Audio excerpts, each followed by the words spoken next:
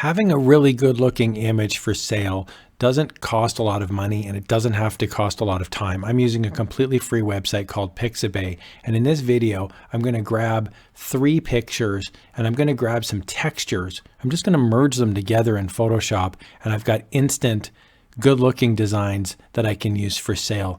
I'll own the copyright on them because I've basically created a new piece of artwork. So this is quick, easy, and free.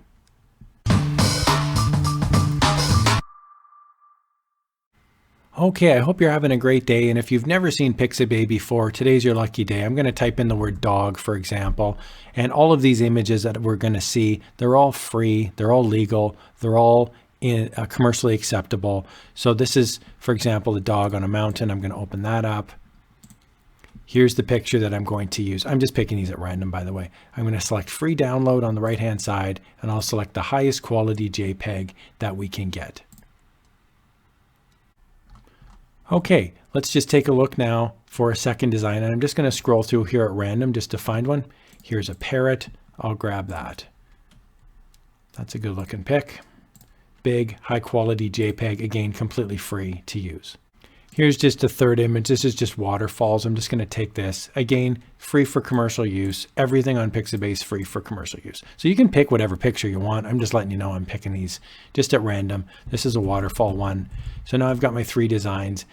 Okay, so part 2 now is I grab my texture. So on Pixabay, I can type in the word texture, or I can just type in what I want the texture to be. So for example, if I wanted burlap, I could grab that. There's wood, I could grab that. There's ice crystals, I can grab that. There's cement or paint.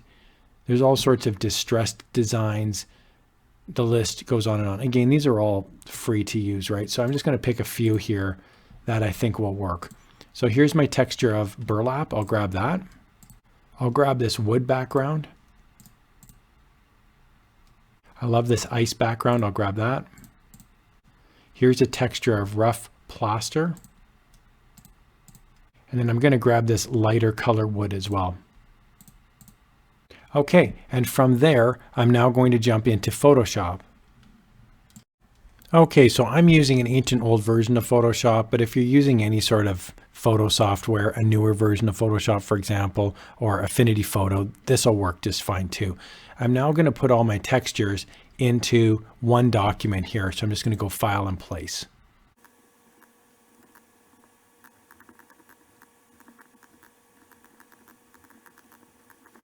Okay, so I've got my textures placed now. Now I can just rotate them and I can just put them full size now on my palette. So I'm just rotating the design and I'm just making it a bit bigger. So I'm going to use this one first.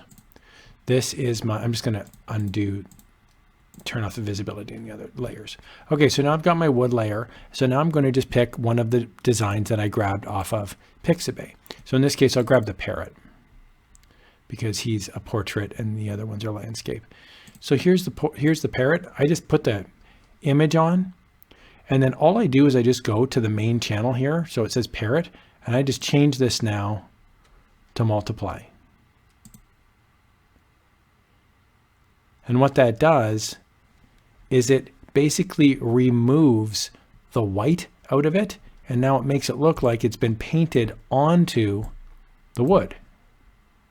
So if you didn't know any better, like if you didn't know how I just made this, you may think that I actually painted this onto the wood, but I didn't, obviously, because you just saw me do it. So like that's a design right there. You can also then change, I'll change this, I'll remove the parrot and I'll use, let's say, the texture design. So this is the plaster that we grabbed. And when I put the parrot on, see how it eats into the plaster? See, if I changed it, if I changed the parrot to normal, you can't see the plaster at all. But when I change it to multiply, now the plaster is in. It's like they've merged the pictures together. Now there's other options too, right? There's another one called soft light. So what you could do is duplicate the parrot layer a couple times. And when you duplicate the parrot layer, it becomes more and more pronounced. So you can do that as well. That's another option. So this looks like someone's painted this onto the texture.